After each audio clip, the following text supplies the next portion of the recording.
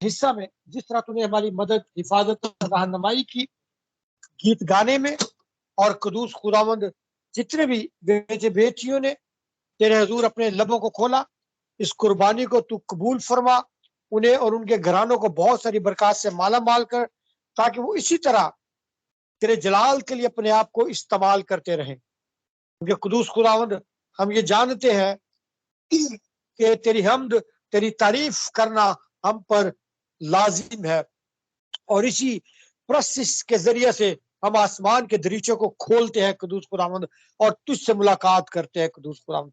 मैं तेरी बेटी को तेरे पाक और कवि हाथों में सौंपता हूँ, जिसने आज तेरे पाक तख्त को लगाया कुदूस खुदावंद।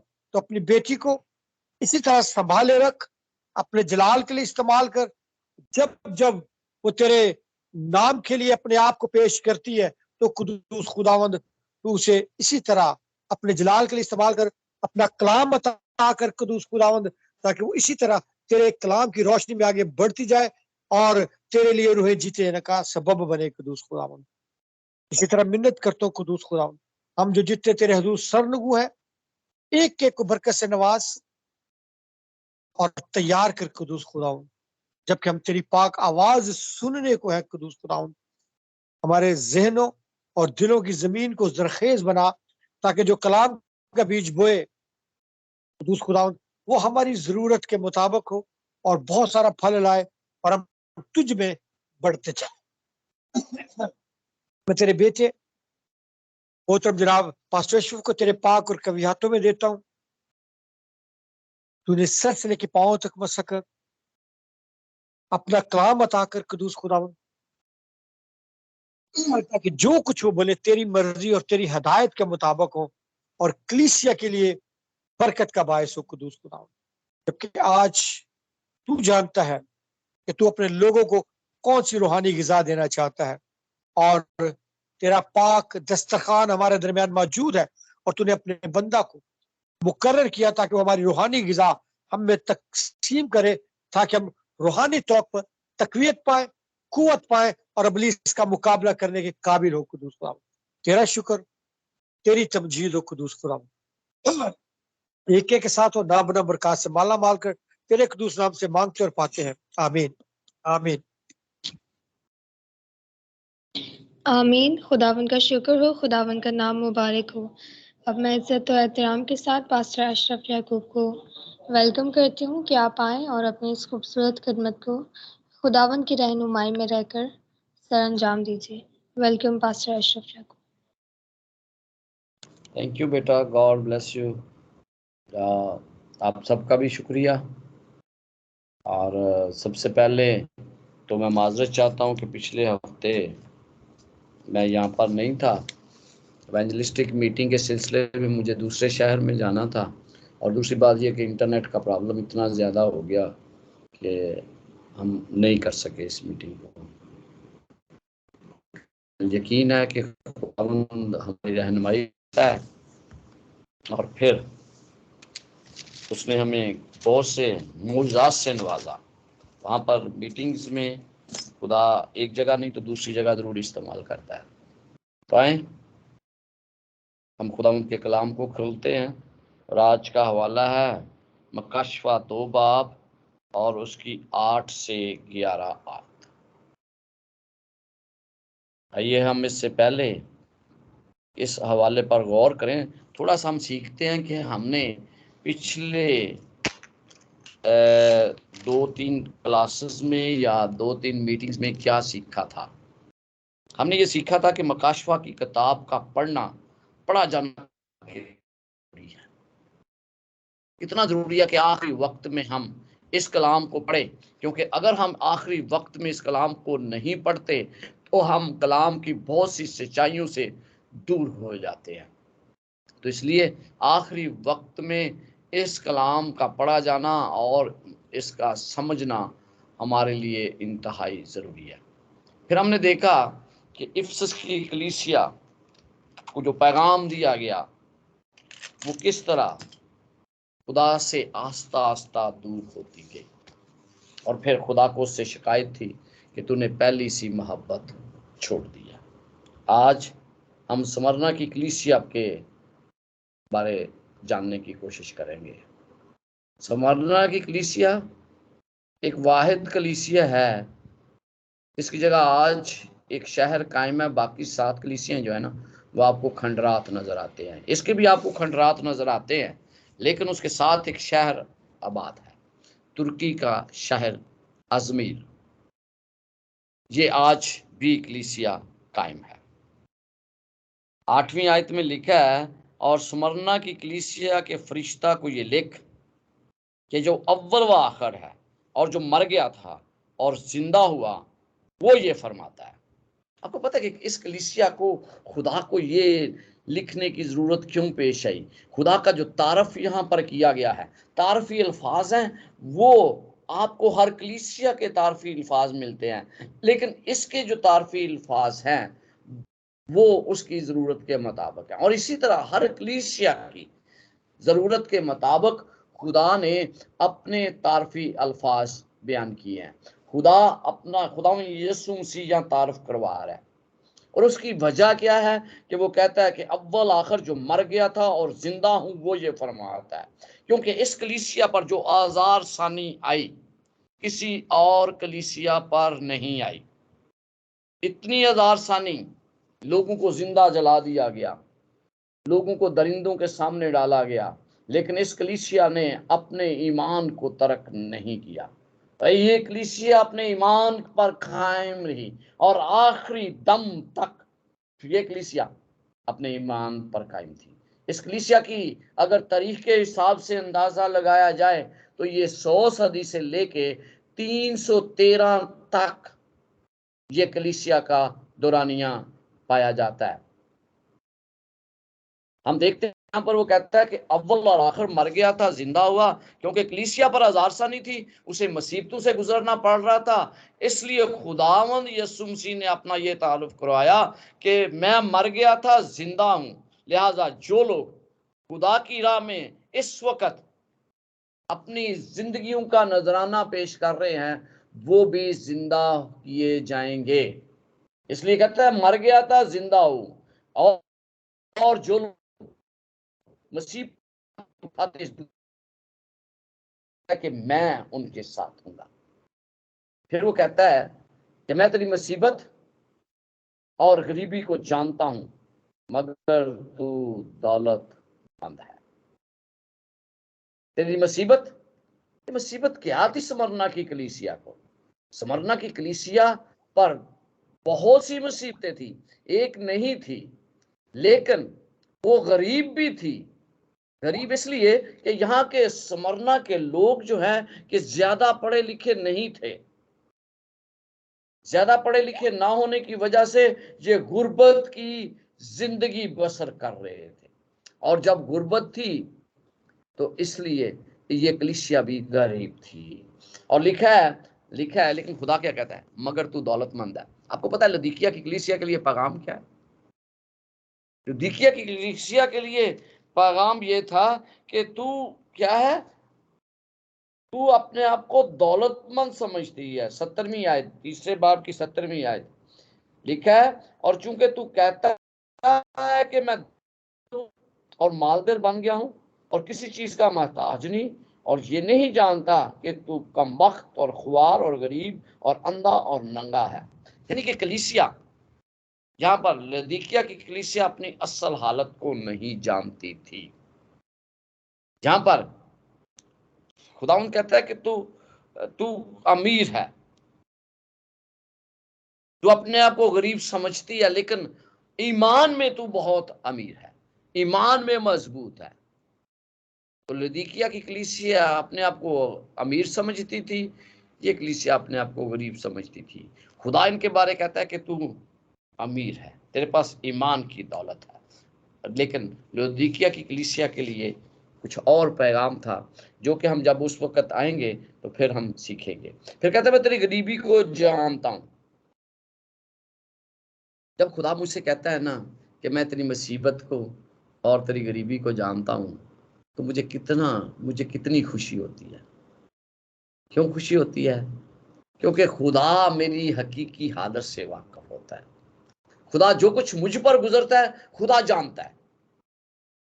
खुदावंद को हर एक से मोहब्बत है, इसलिए वो जानता है कि मैं किन हालात में से गुजर रहा हूं। और फिर वो कहता है जो अपने आप को यहूदी कहते हैं और हैं नहीं बल्कि शैतान की जमात हैं, उनके लान तान को भी जानता हूं। आपको पता है कि यहूदी लोग मसीही लोगों से नफरत करते थे और इस कलीसिया के लोगों से भी बहुत ज्यादा नफरत की जाती थी। और हम देखते हैं कि इस नफरत के इवज उन्हें रूमी हुकूमत के ताबे करने की कोशिश की जाती थी, ताकि वो किसी ना किसी तरह रूमी हुकूमत को उनकी शिकायत या उनके बारे बताया जाता था, इसलिए वो ताकि उन्हें मुसीबत में मुब्तला किया जा सके। कहता है तेरी मुसीबत को जानता हूं। यहां पर अगर यूनानी का लफ्ज जिससे ये तर्जमा किया गया उसका मतलब है तेरी कुचलना, तुझ पर जो मुसीबतें आती हैं वो मैं जानता हूं। ये एक ऐसी पुराने जमाने में मुजरम पर एक भारी चट्टान या पत्थर रख कर उसे कुचल दिया जाता था, जिसका नतीजा मौत था। इसलिए वो कहता है कि मैं तेरी मुसीबत को जानता हूं। खुदावंद यीशु मसीह शख्सी तौर पर इस तजर्बे में से गुजरा। गतसमनी का मतलब, गतसमनी में पता है आपको, कुचला जाना उसका। यशायाह नबी उसके बारे में कहता है वो हमारी बदकरदारी के बायस कुचला गया। ये कलीसिया उसी तरह की मुसीबतों में मुब्तला थी। स्मरना की मुसीबतों की नौयत भी इसी तरह थी जिस तरह यीशु मसीह की मुसीबतों की नौयत थी। इस कलीसिया के बेशुमार मसीही इसी अजियत के बायस शहीद हुए। खुदा ने ऐसे हालात की इजाजत दी कि कलीसिया इन दुखों से गुजरे। इसका मशहूर जो पोलिकार्प एक बहुत बड़ा खुदा रूपकन था, और इसके बारे अपने शायद किसी किताब में पढ़ा हो। ये यूहन्ना का शागिर्द था, पास्टर था स्मरना की कलीसिया का। पासवान होने के नाते उसकी बहुत बड़ी जिम्मेदारी थी। इसको कहा गया कि तू रूमी देवता के सामने यानी बादशाह के सामने सजदा कर, बुहूर जला। हर मसीह के लिए, रूमी शहरी के लिए है और फिर सजदा उसे करे। पोलिकार्प को भी ऐसा ही कहा गया। इतने बड़ा स्टेडियम, 25,000 लोग यहां पर बैठकर ये तमाशा। यहूदी लोगों ने सब्त के दिन लकड़ियां जमा की।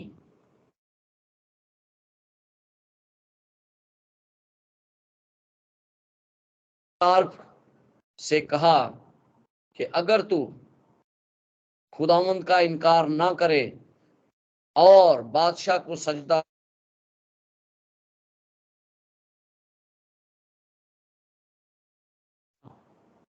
पोलिकार्प ने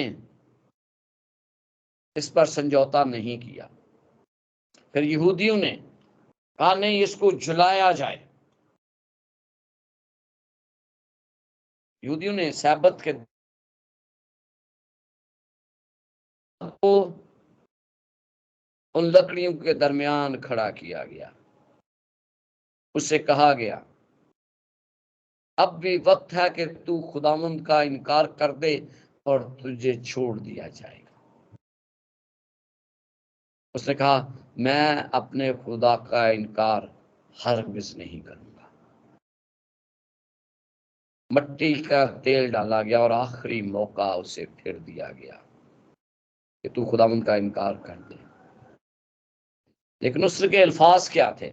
उसने कहा मेरी उम्र 86 बरस हो चुकी है, और आपको पता है कि 86 बरस का शख्स जो है वो कितना कमजोर होता है। लेकिन इसने बड़ी आवाज में चला कर कहा कि मैं 86 बरस का हूं, मेरे खुदा ने आज तक मुझे धोखा नहीं दिया, मैं उसे धोखा नहीं दूंगा। इसी के साथ उसको और 11 और लोगों को जिंदा जला दिया गया। ये मुसीबतें इस कलीसिया पर थी। इस कलीसिया पर 1000 यानी 96 एडी में ये मुसीबतें शुरू हुई, लेकिन उनका इख्तिताम 313 में जाकर हुआ। और हम ये देखते हैं कि खुदा क्या कहता है इसको, मैं तेरी गरीबी को जानता हूं। यहाँ पर जो लफ्ज इस्तेमाल किया ना गरीबी, उसका मतलब ये है कि भीख मांगना नहीं है, क्योंकि मसीह भीख नहीं मांगते थे, लेकिन उनके पास एक काम भी नहीं था, अनपढ़ लोग थे, अमीर शहर था, लेकिन बेइंसाफी, मजहबी इतिहास के बायस उनकी हक तलफी मसीहियों की जा रही थी। मसीही लोग बहुत गरीब थे, वो कुछ कच्चे घरों में रहते थे। ये घर स्मरना शहर की खूबसूरती बड़ा कम करता था, क्योंकि बहुत बड़ा शहर, वो मामूली सा खाना खाते थे। मुसीबत उनको हर जगह उनको सामना करना पड़ता था। स्मरना की मसीह आमतौर पर अनपढ़ होने के नाते अल्लाह तब से तलक नहीं देते थे, अल्लाह तौर पर उन्हें कबूल नहीं किया जाता था, अल्लाह जगहों पर उन्हें जगह नहीं दी जाती थी। मुझे यीशु मसीह की मिसाल याद आती है। जब वो पैदा हुआ तो वो चरनी में पैदा हुआ, और फिर हम देखते हैं कि उसके लिए किसी सराय में जगह नहीं थी। फिर यशायाह नबी क्या लिखता है, मर्दे गमनाक रंज का आशना था। स्मरना के मसीहों की गुर्बत को वो जानता है, और मेरी और आपकी गुर्बत को भी जानता है, लेकिन वो क्या कहता है कि तू अमीर है, तू अमीर है। अगर जब वो कलीसिया गरीब थी, लेकिन वो हकीकत में खुदा की नजर में अमीर थी। मामूली नोयत की कलीसिया, शायद लोग समझते थे कि ये मामूली नीयत की है, लेकिन खुदा की नज़र में उसकी बहुत ज़्यादा अहमियत थी। और फिर लिखा है कि मैं उन लोगों को जानता हूँ जो यहूदी कहते हैं और हैं नहीं, बल्कि शैतान की जमात हैं, उनके लान तान को भी जानता हूँ। यानी जो कुछ वो उसके साथ कर रहे थे खुदा जानता था।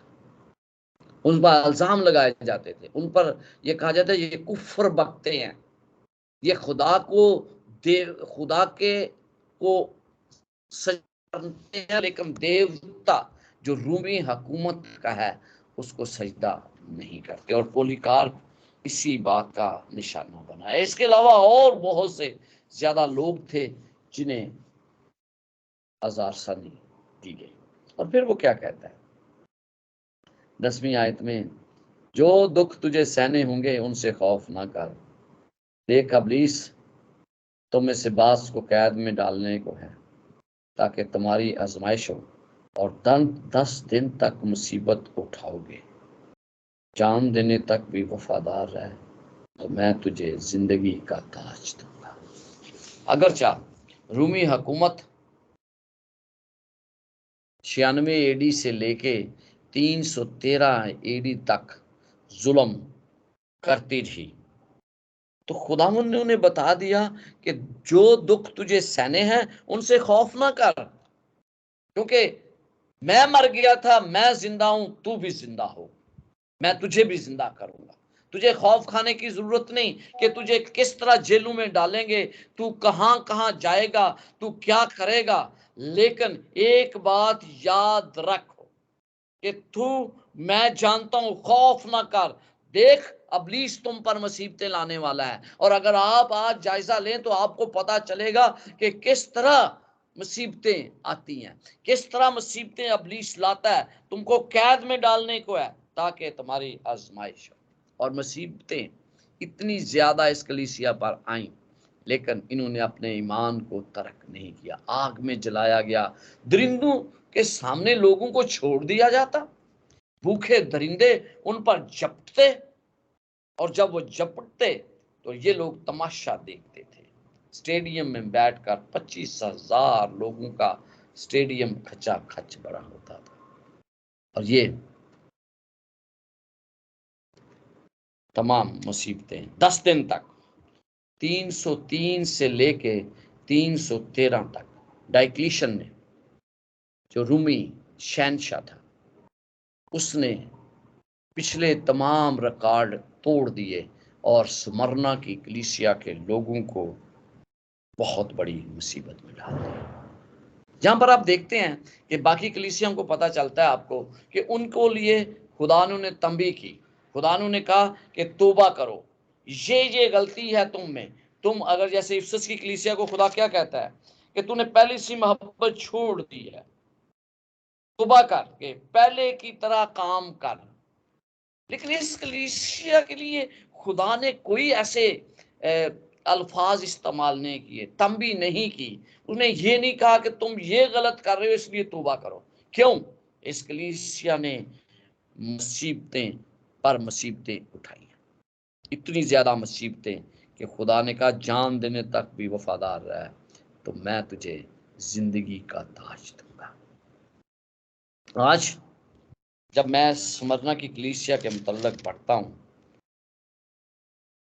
तो खुदा का काम करने वाले लोग जो हैं वो आज बड़े राहत के मजे लूटते हैं।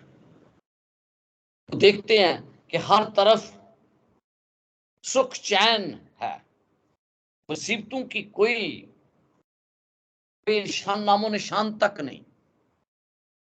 तो फिर मैं ये सोचने पर मजबूर हो जाता हूं कि क्या स्मरना की कलीसिया के लिए मुसीबतें थी और मेरे लिए आज नहीं है? मुसीबतों में से गुजरना खुदा के लोगों का जेवर है। और मैं एक इबारत पढ़ रहा था, मशहूर राइटर है मिसेस एलन जी वाइट, वो अपनी किताब में लिखती हैं कि मसीहियों के लिए मुश्किलात में से गुजरना बहुत जरूरी है, क्योंकि वो मुसीबतों में से गुजर कर कुंदन बनते हैं और खुदा के लिए काम करते हैं। तो जब आज वो कहते हैं कि आज हमारी जो कलीसिया है वो क्यों इस वक्त इतनी क्या कहते हैं बड़ी राहत में है, बड़े मजे कर रही है, कलीसिया के पासबान पर कोई मुसीबत नहीं है। पाकिस्तान की कलीसिया को अगर मैं देखूं तो इस पर कोई मुसीबत नहीं है। फिर ऐसा क्यों है? वो लिखती हैं इसलिए कि कलीसिया ने दुनिया के साथ समझौता कर लिया है। उसके तमाम काम बिल्कुल उसके लिए दुनिया जैसे हो गए हैं। और जब वो दुनिया जैसे हो गए हैं तो वो दुनिया के होकर रह गए हैं। उन्होंने दुनिया के साथ समझौता कर लिया, दुनिया की रस्मों रिवाज को अपना लिया है। जो कुछ दुनिया कर रही है वो भी वही कर रहे हैं, इसलिए उन पर कोई मुसीबत नहीं है। फिर वो एक और खतरनाक बात लिखती हैं, वो कहती हैं अगर कलीसिया उस शागिर्दों की तरह बन जाए, इब्तदाई कलीसिया की तरह काम करना शुरू करते, तो कहती हैं मुझे यकीन है कि उसी तरह की मुसीबत और आज़ारसानी कलीसिया पर फिर से शुरू हो जाएगी और कलीसिया कुंदन बनेगी। तो अजीजों, जब हम आज देखते हैं इन बातों को, जब हमें पता चलता है कि ये मुसीबतें कलीसिया पर क्यों आती हैं, अगर आप पर मुसीबतें आती हैं तो फिर यकीन जाने कि आप खुदावंद के प्रोग्राम में शामिल हैं। एक मनाद था, इंग्लैंड में घोड़े पर मनादी करता था। तो एक हफ्ते तक वो लिखता है अपनी किताब में कि मुझे एक हफ्ते तक किसी मुसीबत में नहीं डाला गया। लोग मुझे पत्थर मारते थे जब मैं गीत गाता था या मनादी करता था, लेकिन एक हफ्ते तक कुछ भी नहीं हुआ। तो मैं ये सोचने लगा कि क्या मैंने खुदा के साथ क्या मैंने खुदा का साथ छोड़ दिया है? कहता मैंने घुटने टेके, मैंने खुदा से दुआ की और मैंने क्या, खुदाया मुझे बता क्या मैं तेरे प्रोग्राम में हूं कि मुझ पर तो कोई मुसीबत ही नहीं आ रही। इसी स्ना में इन्हीं बातों को सोचते हुए घर से बाहर निकला, घोड़े पर जाकर मनादी करने लगा तो उसको पत्थर मारे लोगों ने। तो कहता है thank you God, I am in your programme. खुदावन थैंक यू। कहता है कलीसिया के लिए पैगाम क्या था जान देने तक भी वफादार रहे, तो मैं तुझे जिंदगी का ताज दूं। ये ताज बादशाही ताज नहीं है, ये ताज वो ताज है जो खिलाड़ियों को फतहमंदी के करने पर, फतह पाने पर दिया जाता है, जब वो जीतते हैं कोई चीज को। तो ये वो ताज है। खुदावन ये ताज ना सिर्फ स्मरना की कलीसिया को देना चाहता है, बल्कि हर उस मसीह को देना चाहता है जो उसके लिए जान देने तक भी वफादार है। आज छोटी सी आजमाइश आती है तो हम खुदा को भूल जाते हैं, और शायद बहुत से लोग मसीह का इनकार भी कर देते हैं। मैं एक दफ़ा बड़ी ख़तरनाक दुआ करता हूँ और मुझे बाद में होता है कि मैंने शायद जोश में आकर ये दुआ कर दी है। मैं खुदा से कई दफ़ा कहता हूँ कि अगर खुदावंद मेरी ज़िंदगी किसी तेरे लिए काम आ सकती है तो मुझे खुदावंद वो ज़िंदगी ज़्यादा अजीज़ है जो तेरे काम आ जाए। जिंदा रहने से मुझे मौत बेहतर है जो तेरे लिए काम आए। अगर इससे कोई कलीसिया की बेहतर खिदमत हो सकती है, मसीह के पास आ सकते हैं, तो खुदा मेरी ज़िंदगी हाजिर है। और मैं ये दुआ जब करता हूँ तो बाद में मुझे सोच भी आती है, लेकिन क्या है, फिर मैं सोचता हूँ नहीं, मैंने ठीक किया है, इसलिए कि मेरी ज़िंदगी खुदा के लिए वक़्फ़ होना ज़रूरी है। खुदावंद उन लोगों को कभी भी आसमान की बादशाहत में नहीं लेकर जाएगा जो उसके कलाम से बढ़कर अपनी तरजीहात को अहमियत देते हैं, जो उसके कलाम से बढ़कर दूसरी चीज़ों को पसंद करते हैं, जो उसके कलाम के साथ समझौता करते हैं, क्योंकि खुदा फिर से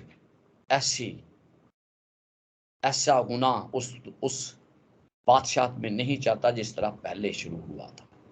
तो अजीजों, वो क्या कहता है फिर? कहता है जिसके कान हो वो सुने कि रूह कलीसियों से क्या फरमाता है। आपको और मुझे इस बात का पता होना चाहिए कि यहाँ पर हर एक के कान हैं। आज आपके भी हैं, मेरे भी हैं, हर एक के हैं। लिहाजा जो पैगाम इन कलीसियों को दिया गया है वो पैगाम आज मेरे लिए और आपके लिए भी मौजूद है।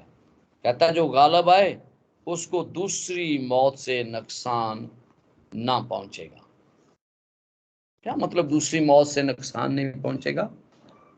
इसका मतलब यह है कि अगर वो खुदा के साथ साथ चलता है, गालिब आ जाए, तो उसे दूसरी मौत से नुकसान नहीं पहुंचेगा।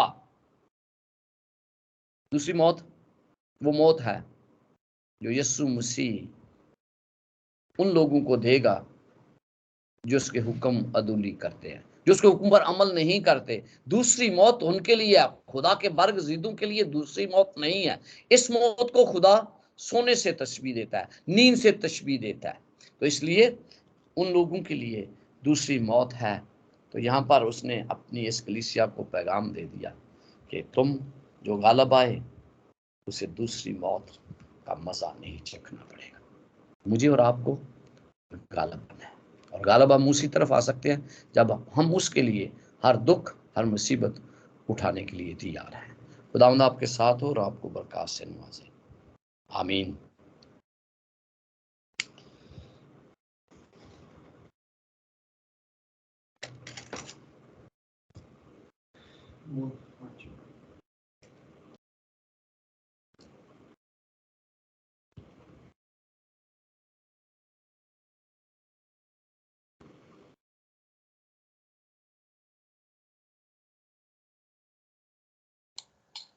जी क्या मेरा